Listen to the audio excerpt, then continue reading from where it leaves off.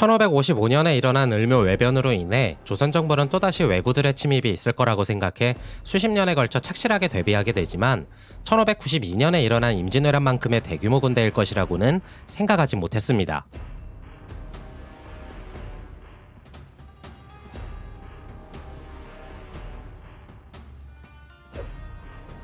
일본의 전국 통일이 거의 마무리되어 가고 있던 토요토미 히데요시는 하카타, 즉 지금의 후쿠오카에서 대마도 도주 수오 요시시게를 만나 조선과의 교섭을 명령하게 됩니다.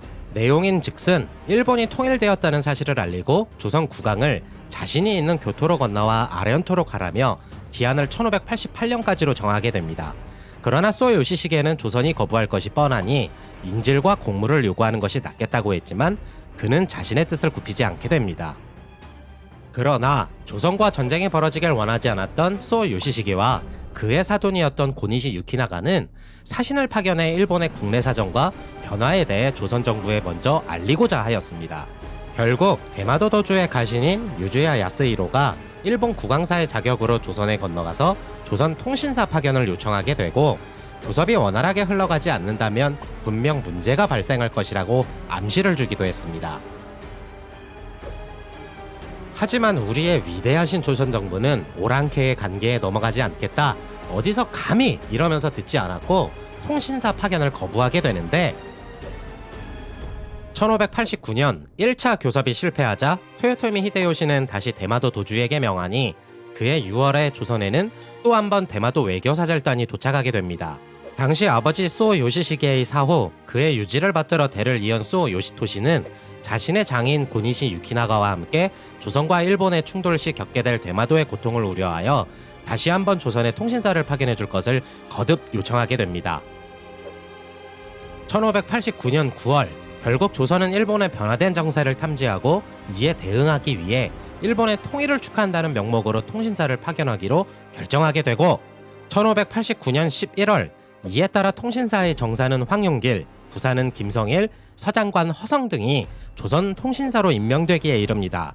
1590년 3월 한양을 출발한 통신사 일행이 그해 7월 여름이 되어 교토에 도착했는데 당시 간토와 도호쿠, 지금의 도쿄 지역과 혼슈 북부 원정을 떠난 토요토미 히데요시가 자리에 없어 바로 만나지는 못했고 돌아와서도 궁을 수리한다며 국서를 받지 않아 통신사 일행은 11월이 되도록 그를 만나지 못하게 됩니다. 결국 어렵게 토요토미 히데요시를 만났지만 그는 통신사 일행을 푸대접하며 오만하게 행동했으며 선조의 국서를 보고 난 후에도 바로 답서를 주지 않는 등 안하무인의 태도로 일관하게 됩니다. 그러면서 회견장에 3살밖에 안 된 자신의 갓난 아들인 토요토미 스루마스를 데리고 나와 품에 안은 채 통신사 일행을 만났는데 이때 어린 아들이 토요토미 히데요시의 옷에 오줌을 놓자 그들이 보는 앞에서 오줌에 젖은 옷을 갈아입는 등 오만방자한 태도를 보이기에 이르렀습니다. 그리하여 우여곡절 끝에 토요토미 히데요시의 답서를 받아들고서 조선으로 출발한 통신사 일행은 도중에 그의 답서를 열어보았는데 자신은 태양의 아들이니 전국 통일의 기세를 몰아 명나라를 정복할 것이며 이에 응하지 않는 나라는 용서하지 않겠다 라고 쓰여 있었습니다. 그리고 선조는 전하가 아닌 합파, 조선이 보낸 예물을 조공물을 뜻하는 방물, 통신사의 일본 방문을 입조라고 쓰며 조선은 일본의 신하라고 칭하는 등 조선을 도발하기에 이르는데 더불어 주변의 필리핀, 태국, 대만, 오키나와까지 주변 왕국에도 비슷한 내용의 친서를 보냈는데 심지어 일본에 들어와 있는 포르투갈 선교사를 통해 포르투갈령 고아, 즉 인도도 조만간 정복할 것이라며 자신의 친서를 보내게 됩니다. 때문에 여담으로 토요토미 히데요시의 어그로에 빡이 제대로 친 주변 국가들이 있었습니다. 임진왜란이 일어났을 때 명나라와 조선이 군대를 일으키자 이에 발맞추어 자신들도 군대를 보내겠다고 했던 나라가 있었는데 그게 바로 태국과 오키나와 후금의 누르하치였습니다. 하지만 명나라는 자신들 선에서 해결할 수 있다고 선을 그었는데 만약 대규모 연합군이 되어 참전했다면 지금쯤 일본이라는 나라는 없었을지도 모르겠습니다. 아무튼 약 1년 반 만에 조선으로 돌아온 통신사 일행은 그들의 보고 온 상황에 대해 조정에 보고하게 되는데 아니라 다를까 이들은 또 서로가 보고 온 것들에 대해 다른 이야기를 하는 것입니다. 분명 토요토미 히데요시의 답서 사이에는 조선에게 전한 4글자 정명향도, 즉 내가 명나라를 정벌할 것이니 너는 길을 안내하라였는데 대마도 도주 수오 요시토시가 서신이 출발하기 전에 어떻게든 전쟁을 막고 싶은 마음에 그리고 최대한 조선의 노여움을 피하기 위해 이 4글자를 바꾸게 됩니다. 명나라를 정벌하기 위해 조선의 영토를 지나야 하니 길을 빌려달라. 즉 가도 임명 때문에 크게 놀란 선조가 황윤길과 김성일에게 묻자 당시 비집권 야당인 서인이었던 황윤길이 토요토미 히데요시는 전국을 통일하고 대륙을 정복하기 위해 전쟁을 준비 중이라고 보고를 했는데 집권 여당인 동인의 김성일은 침입의 징조는 보이지 않는다라고 하는 겁니다. 그러자 선조는 우려가 가시지 않는 듯 토요토미 히데요시의 인상은 어떠냐고 재차 물었는데 서인 황윤길은 눈빛이 반짝반짝 빛나고 담과 지략이 있는 사람이라고 했던 반면에 동인 김성일은 쥐새끼 눈 같아 마땅히 두려워할 인물이 아니다라고 하는 것이었습니다. 그러나 같이 통신사로 갔었던 서장관 허성과 통신사와 함께 한양으로 올라왔던 대마도 도주 소 요시토시마저도 황윤길의 손을 들어주며 왜구들의 움직임이 심상치 않다고 보고를 하게 되나 백성이 동요하여 자신들이 누리던 권력이 변할까 두려워했던 동인들이 앞다투어 김성일을 옹호하기 시작했습니다. 결국 동인이었던 우의정 류성룡마저 같은 동인인 김성일 편을 들게 되니 선조 역시 동인의 손을 들어주게 됩니다.